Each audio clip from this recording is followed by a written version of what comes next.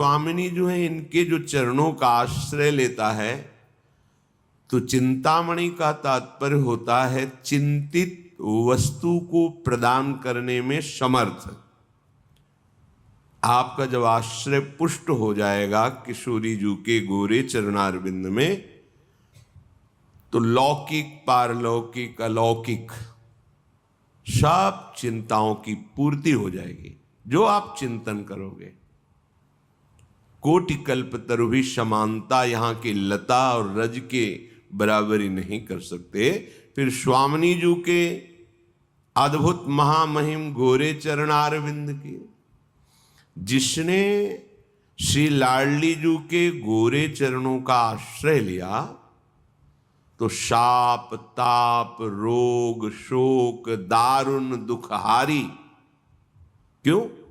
क्योंकि लाल इष्ट दुष्ट दलन कुंज भवन चारी, श्याम हृदय भूषण जित दूषण हित संगी, श्री वृंदावन धूरि धूसर रास रसिक रंगी, शरणागत अभय विरद पतित पावन।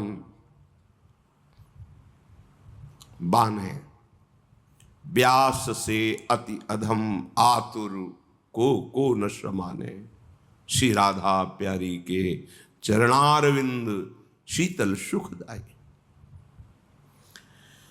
जो गोरे चरणारविंद का आश्रय लिए हैं, कोई भी साप दैहिक दैविक भौतिक ताप या भूल चूक हो जाने पर कोई पाप, कोई भयानक प्रारब्ध रोग दंड, कोई भी उस पर अपना प्रभाव नहीं दिखा सकता। आ सकते हैं पर निष्प्रभावित हो जाएंगे, क्योंकि प्रियाजू के चरणों का आश्रय लिए। मुरली मनोहर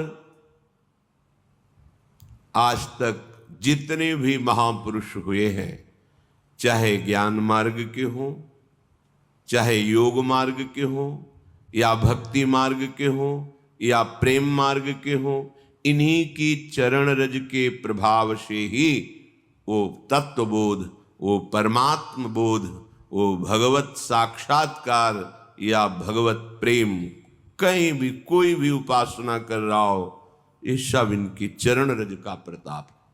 यत पाद पंकज पराग निषेव तृप्ता, योग प्रभाव विधता अखिल कर्म बंधा। जिनके चरण रज का आश्रय लेने पर योग का जो परिणाम है, कर्म बंधनों का नाश करके तत्वबोध हो जाना, परमात्म स्थिति प्राप्त हो जाना, वो सहज इन्हीं के चरणों से होता है।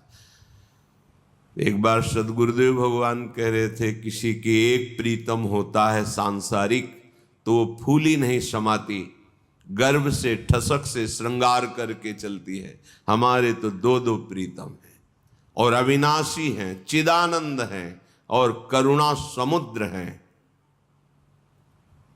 इसीलिए श्रीपाद प्रबोधानंद जी कह रहे हैं कि जहां बिहरत दो प्रीतम कुंज, अनुपम गौर श्याम तन शोभा, बन बरसत सुख पुंज, बिहरत दो प्रीतम कुंज। ऐसे श्री राधा मुरली मनोहर चरण विलासेन धन्यायाम।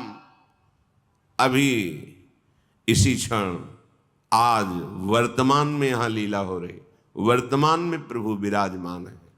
चिदानंद लीला काल के अधीन नहीं है, कालातीत है। तीन गुणों से रचित माया के अधीन नहीं, मायातीत है, द्वंद्वातीत है।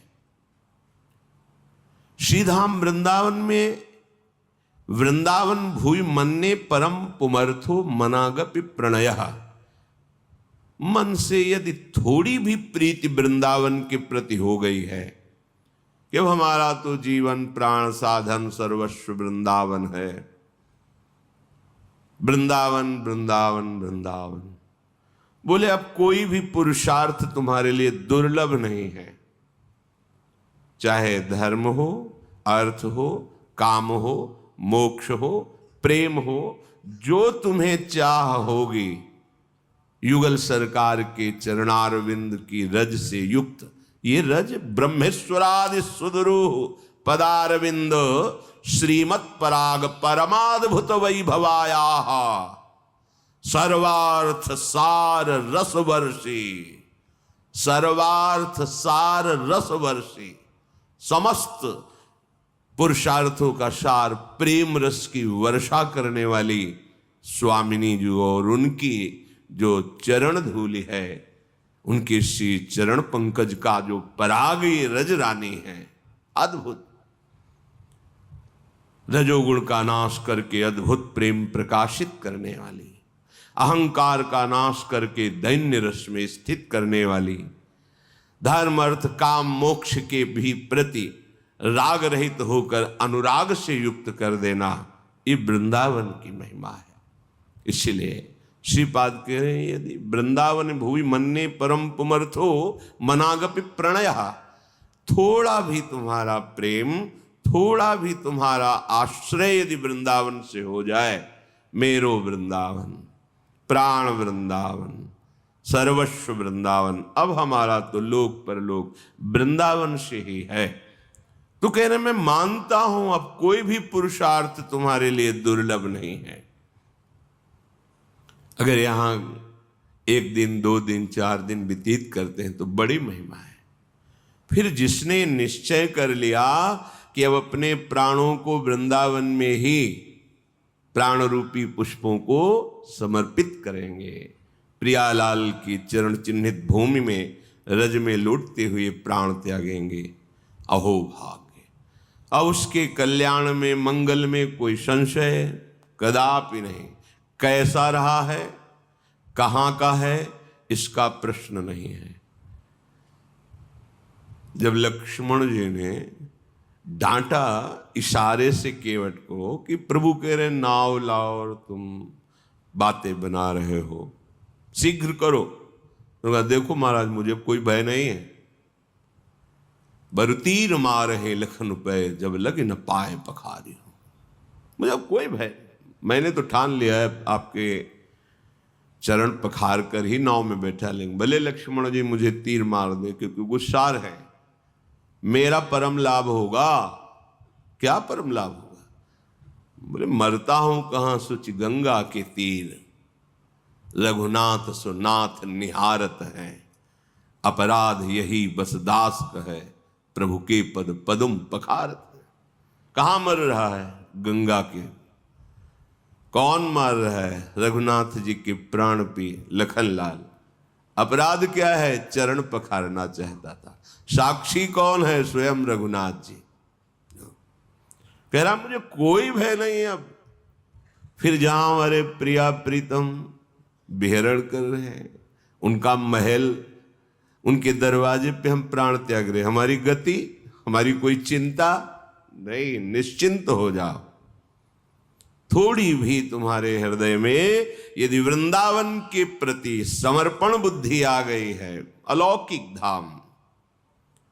ध्रुवदास जी कह रहे हैं सकही तो वृंदा विपिन बसी, छिन छिन आयु बिहात, ऐसो समो न पाइए,